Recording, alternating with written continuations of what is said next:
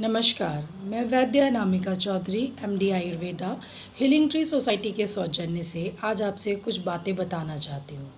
हाल ही में भारत में एक सर्वे हुआ जिसमें ये पाया गया कि भारत में सबसे कॉमन साइकेट्रिक इलनेस डिप्रेशन है, जो कि किसी भी आयु के लोगों को, बच्चों को, बूढ़ों को, स्त्री पुरुष किसी को भी हो सकता है। इसलिए ये हमारी सोशल रिस्पॉन्सिबिलिटी है कि अगर हम अपने साथ में रहने वाले लोगों को, दोस्तों में, किसी में अगर व्यवहारिक परिवर्तन देखते हैं तो हमें उसको इग्नोर नहीं करना, उससे जाके बातें करनी है, उसको समझने का प्रयास करना है। इसलिए सबसे पहले हमें डिप्रेशन के लक्षणों को जानना ज़रूरी है।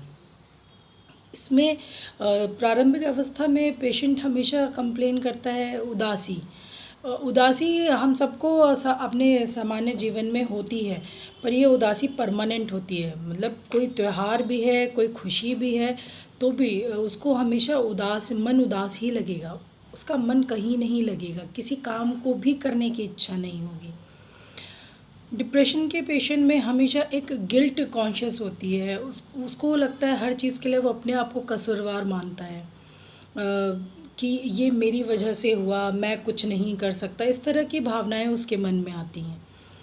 तीसरा सबसे बड़ा लक्षण जो होता है नींद ना आना या नींद डिस्टर्ब होना, और एक बहुत बड़ा सिम्टम देखा गया है कि ऐसे पेशेंट्स की अक्सर सुबह 4 से 5 बजे नींद अपने आप ही खुल जाती है। तो अगर इस तरह के लक्षण किसी को भी 2 हफ्ते तक आते हैं तो इन लक्षणों को नज़रअंदाज ना करें, क्योंकि कोई भी अपनी इच्छा से इच्छावश इस अवस्था में नहीं पहुंचता, किसी कारण की वजह से वो है। जैसे हम और दूसरी बीमारियों को ट्रीट करते हैं, वैसे ही हमें मानसिक अवसाद को भी ट्रीट करना है। तो सबसे पहले उससे बात करें, उसे डॉक्टर की आवश्यकता है तो एक डॉक्टर काउंसलिंग करवाएं। आज हमारी सोसाइटी में लोग डॉक्टर काउंसलिंग से बहुत घबराते हैं, डरते हैं, सोचते हैं मेंटली वीक है इसलिए उसकी डॉक्टर काउंसलिंग हो रही है। तो इस सोच को बदलिए।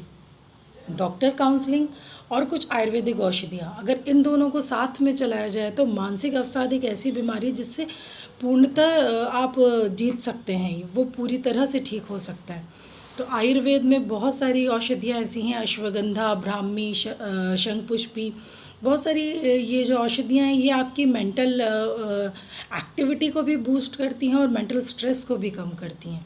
तो इसलिए आप सबसे अनुरोध है, माता पिता से अनुरोध है कि अपने बच्चों की एक्टिविटी पर ध्यान दें, और बच्चों से अनुरोध है कि अपने माता पिता पर ध्यान दें।